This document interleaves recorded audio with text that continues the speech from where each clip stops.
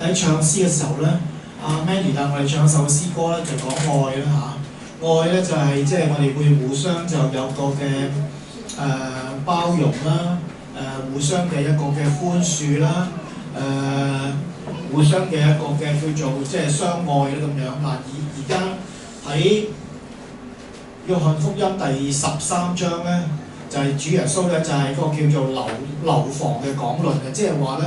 喺主耶穌嘅入咗呢個嘅耶路撒冷生命最後一個星期，只係最後一個星期啦。咁嗰個嘅即係叫做就係即係入咗去耶路撒冷裏邊咧，跟住有個逾越節，即係話咧叫做最後的晚餐。咁佢哋咧喺約翰福音咧就用咗13章、14、15、16、17 5章聖經就講呢一餐嘅晚飯。喺晚飯裏邊咧就短可能即係半日嘅時間啦嚇，咁咧呢個嘅約翰福音嘅作者約翰咧就用咗5章聖經咧去描述呢個嘅時間幾個鐘頭啫。咁喺13章裏邊咧，主耶穌咧就幫呢個嘅門徒就洗腳，跟住咧佢就講咗一句説話，主耶穌話：主啊，時候到了啦！主耶穌知道自己將會被殺喺十字架上邊，為所有人咧就犧牲啦。咁佢咧就係話，主耶穌愛世間屬於佢嘅人，就愛他到底。你信唔信啊？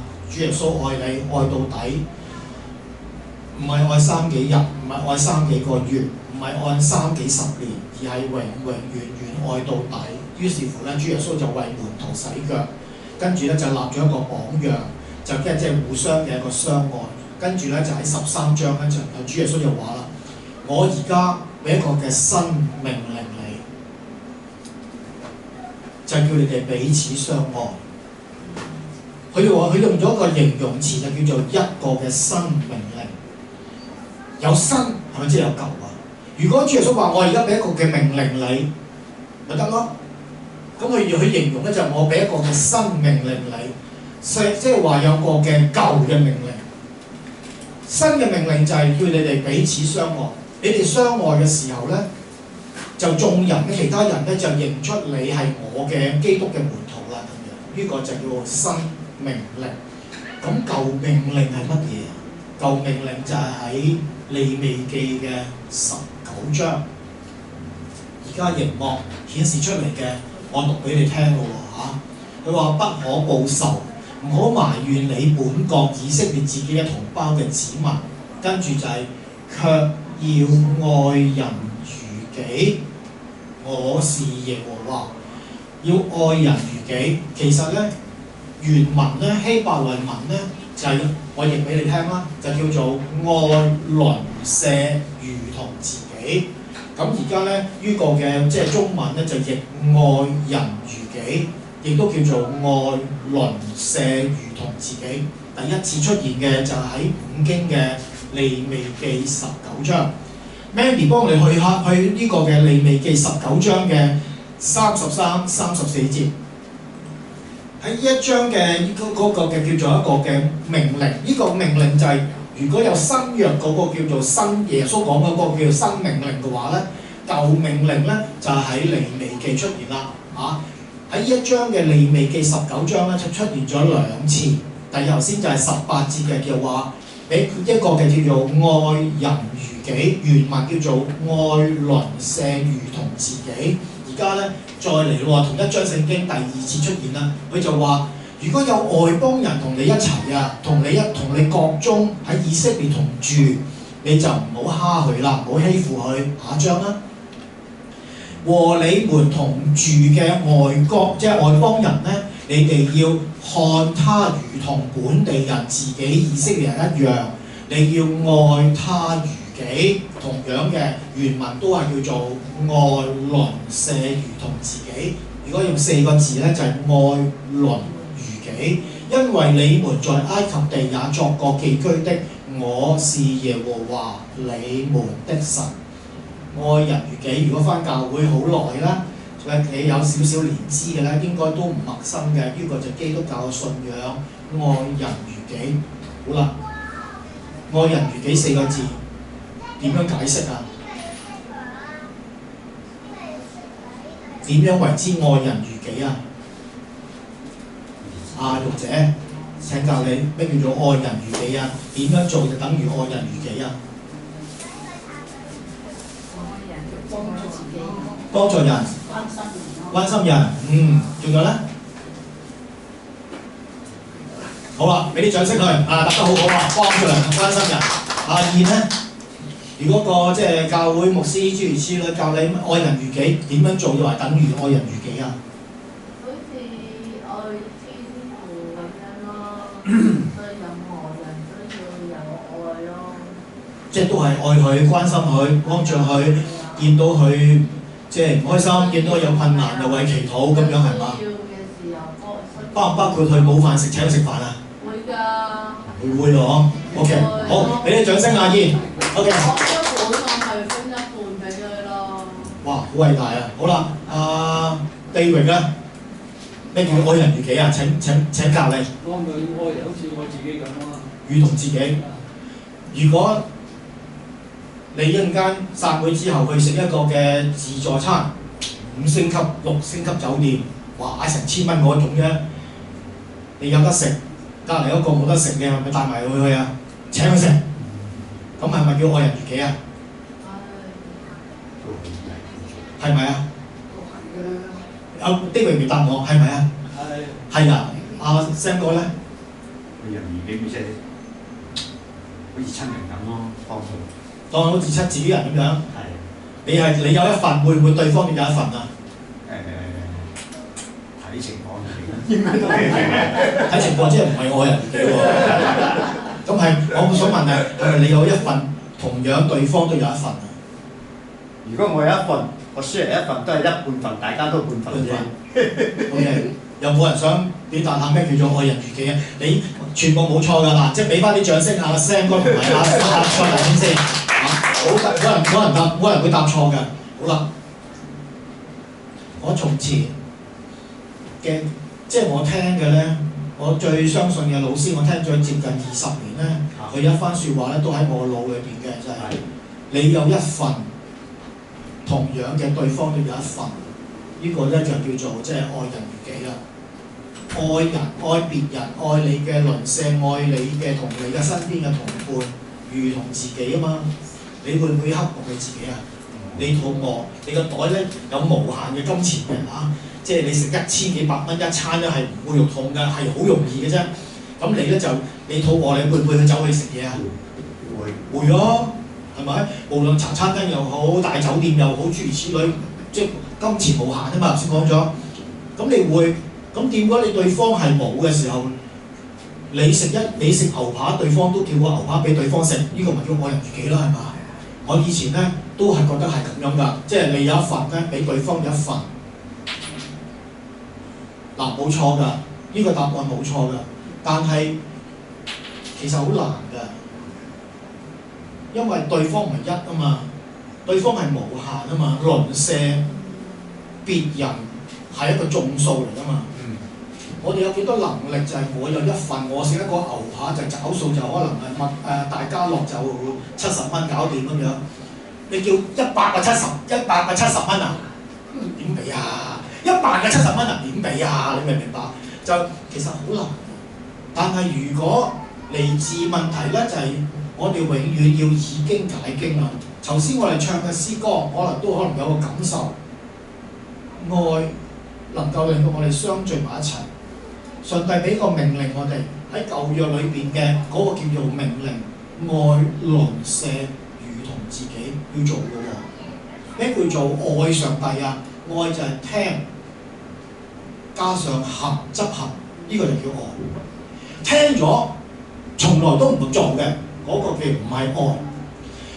爸爸媽媽教我哋嗱，你要點樣，我又聽，但係從來都唔做嘅。甚至係反方向做，呢、個唔係尊敬父母，呢、個唔係愛，係咪？所以咩叫愛上帝？愛上帝再嚟一次，一定要喺個腦裏邊。我越嚟越想同你哋講嘅嘢咧係越嚟越少，因為唔使太深。我越嚟越覺得就係、可能我以前嘅方向都錯。咩叫做愛上帝？尊敬佢、敬畏佢，呢、個好抽空嘅、好虛無縹緲嘅形容詞嚟嘅。原來愛就係聽加上執行，自己衡量下，我哋究竟有幾愛上帝，有幾聽佢，即係幾尊敬佢啊？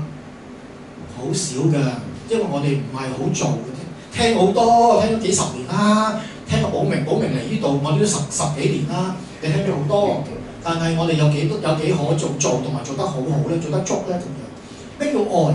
愛就係咁樣，所以同樣愛人係點樣？愛人就係期望嗰個人有困難嘅，我哋真係好似阿玉姐、阿燕咁講，好啱講得，關心佢，幫助佢，甚至明知佢有缺乏嘅時候，攞出啲物質出嚟去幫佢，呢個係咪愛？係，但係我哋嘅能力都有限嘅。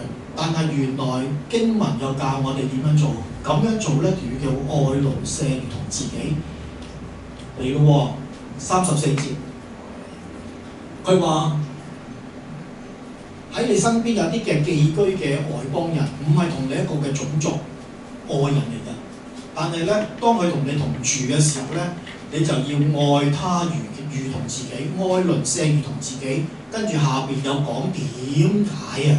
點樣做到為之愛鄰舍如同自己咧？跟住就話，因為你們在埃及地都做過寄居㗎。喺出埃及嘅故事裏邊，原本佢哋都喺埃及裏邊係寄居，因為佢哋係希伯來人、以色列人、猶太人嚟㗎。佢哋喺埃及嗰時候，被埃及嘅法老苦待佢哋，用咗好多嘅詭計安排上，即係令到佢哋咧，即係甚至係成個民族都消失。但係點樣啊？當時嘅法老就係奴役佢哋、苦待佢哋，甚至係消滅佢哋。而家就係做呢個背景啊！耶和華一上帝就同呢班人講，呢班猶太人講，佢嘅子民講：你哋點樣做到如同自己咧？就係唔好奴役人哋，唔好似嗰個埃及嘅法老或者嗰啲埃及人咁樣，唔好奴役人哋，唔好苦待人哋，唔好惡待人哋，要釋放人哋，甚至係要幫助佢，要釋放佢。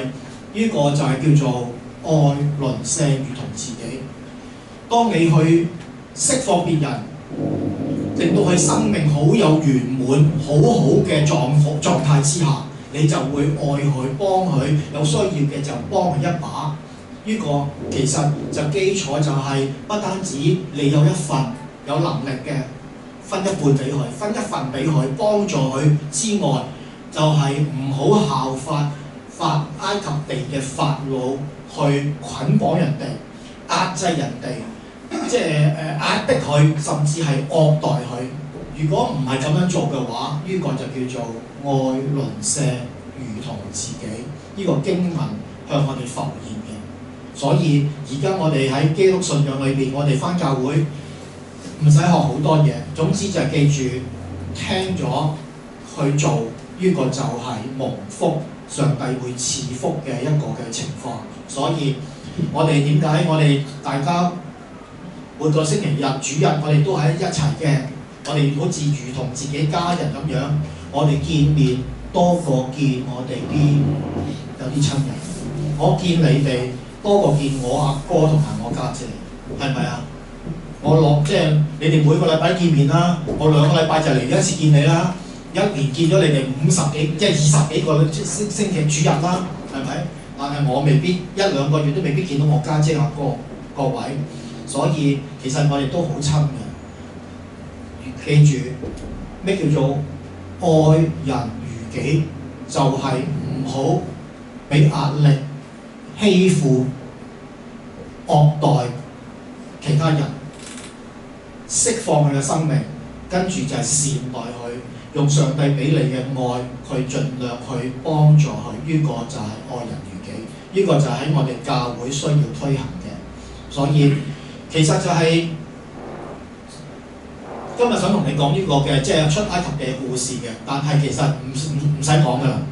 記住，當我哋以後聽到呢個出埃及嘅故事，無論係十災啊，上帝行咗10個嘅即係擊打呢個埃及神明嘅埃及呢個嘅災，跟住帶佢哋過紅海，跟住就係出埃及，跟住喺西奈山裏邊頒布10誡，呢啲故事都好有一個主題。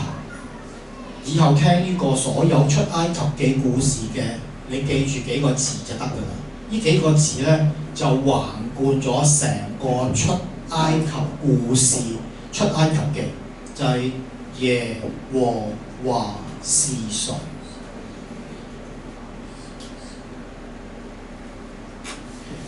當行呢個嘅都睇下經文啦，好啦，睇翻嗰個乜嘢啦，嗰個 PowerPoint 啦。呢個就講緊信實嘅上帝，成個出埃及記個故事裏邊就講5個字嘅啫。耶和華係邊個？耶和華係點樣嘅？耶和華係點樣嘅？成個故事40章聖經咧就係講一個主題嘅啫。如果你明白呢個主題嘅話，你就明白成卷出埃及記講乜嘢。嚟，好快嘅下一章，呢個唔要，全部唔要，去好。開始就係講一個故事，就係講到約瑟，創世記就停咗喺約瑟嘅故事嗰度，跟住就係約瑟咧就已經死咗啦，跟住就係因為咧就係雅各一家裏邊咧70個人落到去埃及地，因為饑荒，佢哋離開咗呢個嘅應許之地嘅迦南美地，跟住落到去埃及。而當時約瑟做咗埃及嘅一個嘅首相，法老之下，一人之下，所有人之上。但係呢個故事開始就係點樣啊？就話以色列人喺埃及地越嚟越多，生養眾多，好茂盛，好極其，好強大，好多嘅人即係以色列人喺個埃及地。跟住我哋將個主題對一對，耶和華是誰啊？因為耶和華就係祝福佢哋生養眾多，遍滿全地。呢個就係創世記裏邊嘅一個祝福。上帝呢個時候係好永恆嘅、好信實嘅應許咗。下一章，但係有一個嘅君王就係法老王，新嘅法老王，佢係唔記得咗呢個約瑟，因為已經時隔好多年，唔記得約瑟幫助呢個埃及，令到過咗一個嘅7年嘅豐年、7年嘅饑荒，呢個啲事蹟裏面完全唔記得咗啦。呢個嘅法老覺得好大嘅威脅，因為唔係我嘅自己埃及人，呢啲嘅希伯來人越嚟越多，構成埃及人呢個國家呢個威脅。於是乎，佢就諗咗啲嘅方法去苦待佢哋。下一章，第一個方法就跟住點樣啊？佢哋成為一個嘅勞價嘅年工，一個嘅奴隸，跟住咧就係加重佢哋嗰個工作，就係叫佢哋就係起咗2座嘅積貨城，就係喺比東同埋蘭塞有2座嘅城，令到呢個嘅以色列人淨係做苦工，日做夜做，日做夜做，不斷咁樣 OT 加班，但係甚至係冇人工，甚至係低價嘅廉價嘅人工，所以就係苦害佢哋。呢班以色列人覺得好命苦，但係冇得反抗，因為俾人哋嘅鎮壓住。呢班嘅以色列人就係好勞苦，但係就係幫呢個嘅即係法老埃及王咧去做呢啲咁嘅勞價嘅年工。下一章，但係跟住就係好奇怪，佢哋呢個嘅希伯來以色列人越嚟越勞苦之下，但係竟然人數越嚟越多。呢個證明就係耶和華是誰啊？耶和華係信實嘅，耶和華係賜福俾佢嘅子民嘅。於是乎，埃及王法老用咗第2個方法，就收買咗2個嘅希伯來以色列嘅收生婆。當佢哋去接生嘅時候，希伯來嘅婦人臨盆生仔嘅時候，係唔會揾埃及婦人接生嘅，係揾翻自己同族嘅。所以咧，佢收買咗2個希伯來嘅收生婆，就同佢哋講：如果生嗰時候見到女 BB 嘅女仔咧，即係女嘅 BB 咧，就接生；如相反見到係男嘅咧，就詐帝點樣整死佢，就扮呢個嘅夭折。哎呀，唔好彩，跟住就死咗喎咁樣。咁如果係真係嗰個2個嘅收生婆被收買到嘅，即係話出世嘅男嬰越嚟越少嘅話，咁就係對佢哋埃及人嗰種嘅抵抗嘅威脅咪越嚟少咯，冇男啊嘛，同埋就係嗰個民族咧就會滅族啦。100幾廿年之後咧，越嚟越冇男嘅咧，咁你個民族就消滅喺地上邊㗎啦，冇呢個嘅民族啦。於是乎就咁樣，但係好奇怪嘅就係上帝就係令到呢2個收生婆冇聽呢個法老王嘅命令個諭旨，相反去接生嗰時候，見到男嬰仍然都去接生，於是乎呢個法老就好嬲啦。喂，點解咁樣啊？咁樣我叫你扮整死佢哋㗎嘛。於是乎呢兩個收生婆就話：唔係咁㗎，希伯來婦人好健康㗎，一生嘅時候我都未去到，佢已經逼咗出嚟。逼咗出嚟，咁我哋冇理由整死佢啊！整死佢呢個就唔係假扮啊嘛，呢個就係明刀明槍就係謀殺啊嘛咁樣。於是乎就跟住咧就推搪呢個嘅法老，呢個就係第二個叫做詭計去對呢個嘅希伯來人唔成功。第三，下一章唔該。跟住於是乎就係而家已經第三個方法咧，已經唔使假扮生嗰時候夭折啊咁樣。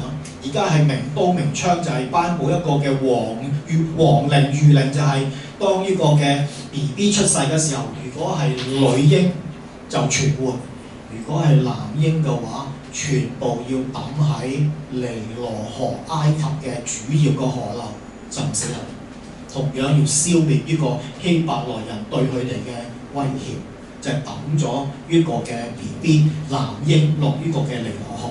好，下一章。但係好奇怪，亦都好幽默、好諷刺嘅就係，竟然間有一個嘅家庭，呢個家庭就係無論係爸爸、阿媽都係利未人，而家有一個嘅嬰孩嘅出世。下一章啦，而家有一個嘅嬰孩，呢個嬰孩就係上帝由佢出世已經揀選咗佢嘅呢個叫做摩西。摩西嘅名就係個名意思就係上帝又話從佢水裏邊拯救出嚟，呢個就係叫做摩西。摩西嘅名就咁解。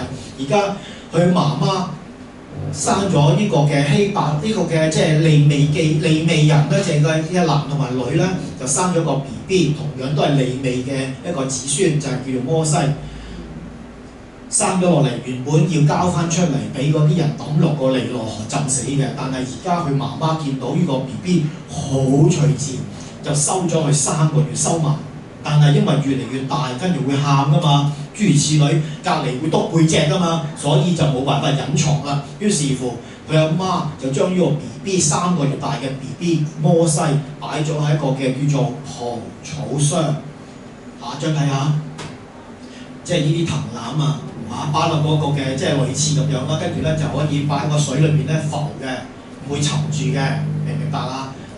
呢個咧即係叫做和合本叫做蒲草箱，原文咧就叫做一個字嘅啫，就叫做挪亞方舟嗰個方舟一樣一個字。你睇下下一張啦，就將呢個 BB 就擺咗喺個蒲草箱，跟住下一張啦，同一個字嘅蒲草箱咧，就係原文就叫做方舟。依係點解啊？擺咗落個箱嗰度就係漂邊個，又冇一個嘅風帆㗎，又冇摩打㗎，又冇呢個嘅邊個掌舵啊。同樣好似挪亞方舟一樣，冇風帆、冇摩打、冇呢個嘅馬達，乜嘢都冇嘅。邊個掌舵？方舟就係耶和華做一個嘅舵手掌舵。同樣而家呢個嘅嬰孩摩西嘅蒲草箱，同樣都係耶和華決定佢個命運，保護呢個嘅蒲草箱。呢個蒲草箱飄下飄下，就喺個河流嗰度。聖經話下一章啦，非常有趣嘅就係用咗好多嘅恰巧，即係話咁啱得咁巧，啱啱喎，遇着剛剛喎，就係嗰個法老王。埃及嘅皇帝法老王嗰個嘅公主個女叫做公主，公主就啱啱去到呢條河流嗰度沖涼，帶埋啲嘅侍女。佢公主沖涼嗰時候啦3級兒童不宜嘅，好啦，咁但係嗰啲嘅侍女咧就喺嗰個河岸邊度行下，跟住見到咦有個蒲草箱啊，跟住好好奇，個公主話，拎佢埋嚟打開佢啦咁樣，跟住一打開就有個 BB， 嗰個嘅 BB 3個月大嘅摩西睇嘅時候就喊啊，哇咁喊！呢個嘅公主見到嗰個 BB 心裏邊好憐憫啊，哇！但佢一眼就睇到呢個係一個希伯來人嘅 BB， 佢爸爸係法老王，落咗個命令，所有希伯來嘅男嬰全部要浸死佢。公主知唔知㗎？公主知道，但係聖經話全部恰巧啱啱咁啱得咁巧，嗰、個公主打開個箱，嗰、個摩西就喊，嗰、個公主心裏邊就係憐憫，咁可憐啊！哎呀咁得意啊！唔好浸死佢啦。跟住咧就呢個嘅即係呢個嘅摩西咧嗰、個家姐叫米利暗咧，跟住就走嚟啦。嗰、個希伯來嘅女仔走嚟，就假扮呢個嘅 BB 唔識嘅。哎呀，公主，呢個希伯來嘅男仔，我不如我叫一個希伯來嘅婦人去即係奶大佢啦，養大佢啦。個公主話好，你叫一個希伯來嘅女人嚟幫我養住佢先啦。個工價同埋所有嘅人工咧，我會俾佢嘅。大咗之後咧，我就會帶翻佢入皇宮，等於係我嘅仔。各位，成個故事今日想同你講嘅，暫時想停喺呢度。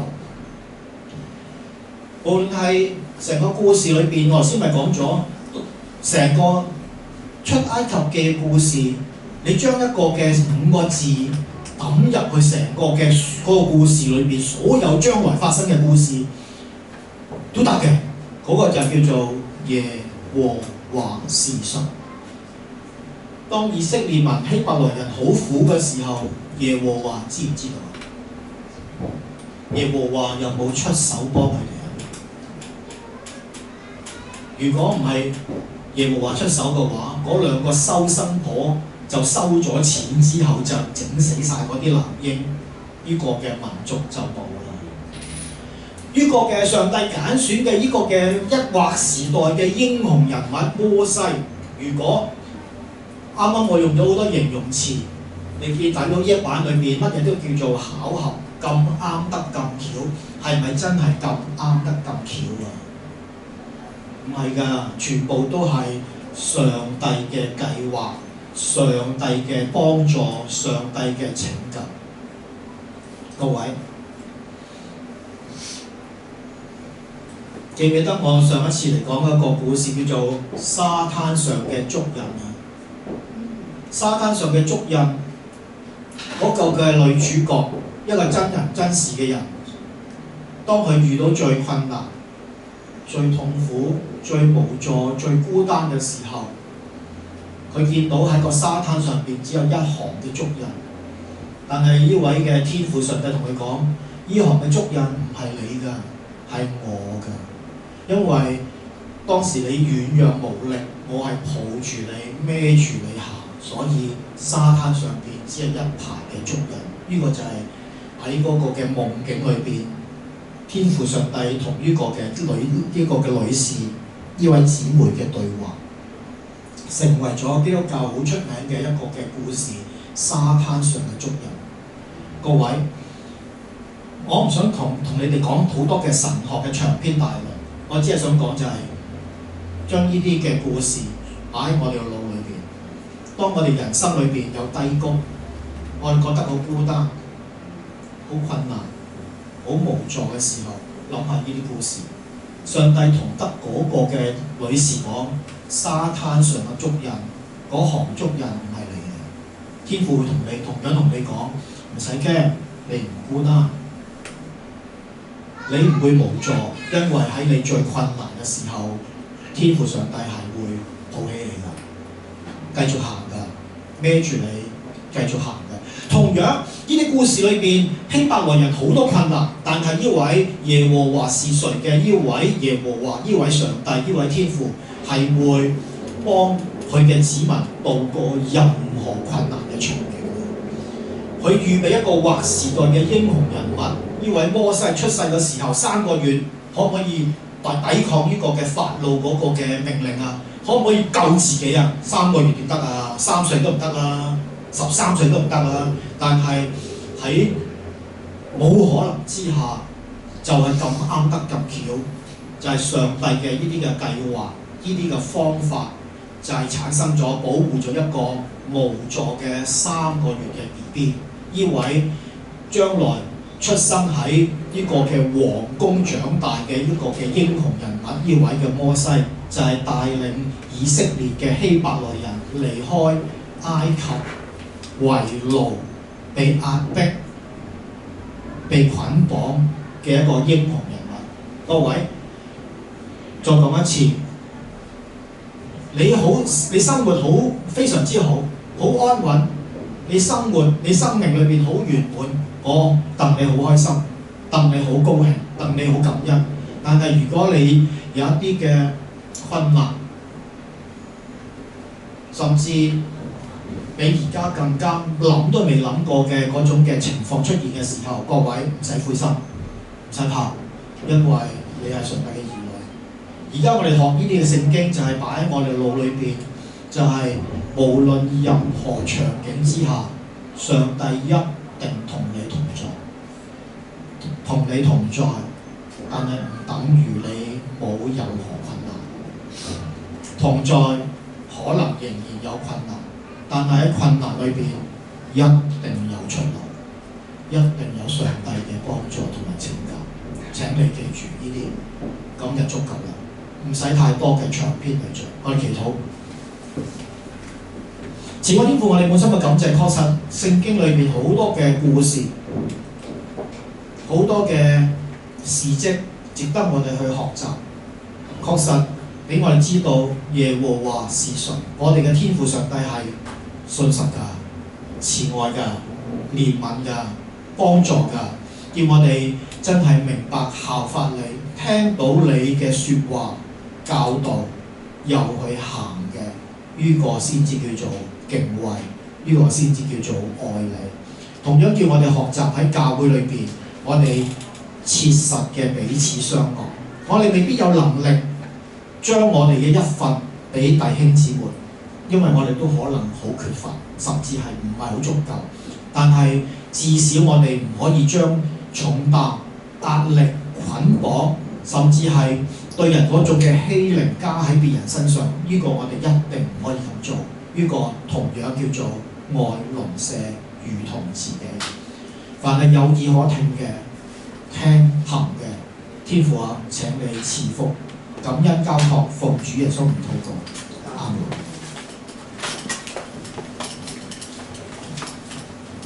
多謝老明執事。